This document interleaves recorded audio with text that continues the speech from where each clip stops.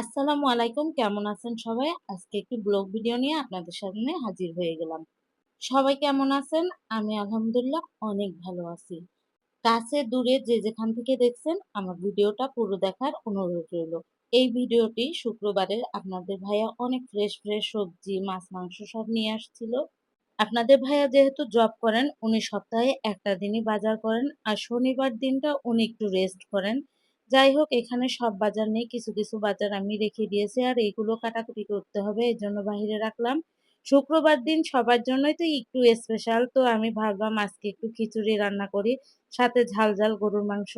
আপনাদের ভাইয়াকে নিয়ে হলো আরেক সমস্যা, উনি এই ধরনের খিচুড়ি, পোলাও, বিরিয়ানি এইসব একটু অপছন্দ করেন। উনার কাছে সাদা ভাত, শাকসবজি, ছোট মাছ এইগুলো রান্না করলেই উনি বেশি খুশি হয়। একটা সময় শুধু আপনাদের ভাইয়ার পছন্দটাই আমি বেশি প্রাধান্য দিতাম।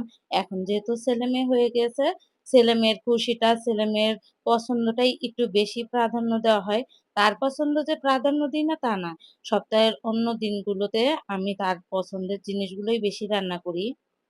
প্রতিদিন বাসায় যা রান্না করা হয় সবকিছুই আপনাদের সাথে শেয়ার করা হয়। হয়তো আমার ভিডিওগুলো দেখলে বুঝতেই পারবেন বেশিরভাগই একটু করলা ভাজি, শাকসবজি, কিছু না কিছু একটা সবজি থাকবেই। আর মাছও থাকে সাথে। এগুলোই আপনাদের ভাইয়ার বেশি পছন্দ।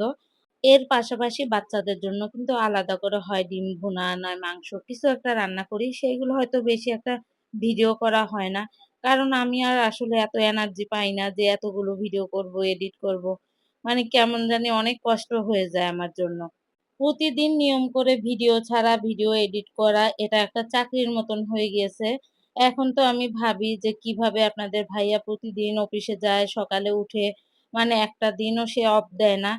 আমি এখন বুঝতে পারি, আগে হয়তো বুঝতে পারতাম না যে আমিও তো এখন একটা চাকরি করতেছি। আপনাদের সাথে কথা বলতে বলতে কিন্তু আমার খিচুড়িটা একদম কমপ্লিট। শেষে একটু ঘি দিয়ে নিচ্ছি। এই ঘিয়ের ফ্লেভারটা আমার অনেক ভালো লাগে। আর শেষে এই ঘিটা দিলেই কিন্তু খিচুড়ির স্বাদটা আর দ্বিগুণ বেড়ে যায়। এখন আমি গরুর মাংসটা রান্না করে নিব। একটু হাতে মাখিয়ে নিব। সমস্ত মসলা দিয়ে নিলাম। হাতে মাখিয়ে মাংস রান্না করলে আসলে কিন্তু একটা আলাদা টেস্ট আসে। আমি মাঝে মাঝে প্রেসার কুকারেও রান্না করি। তখনও কিন্তু এইভাবে হাতে মাখিয়ে তারপরে আমি প্রেসার কুকারে দিয়ে দিই। কিন্তু আজকে ভাবলাম যে একটু কষিয়ে রান্না করি।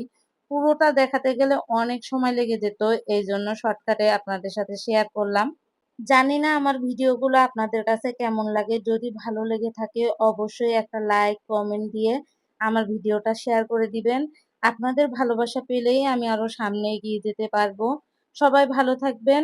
সবার জন্য দোয়া রইলো। আল্লাহ হাফেজ।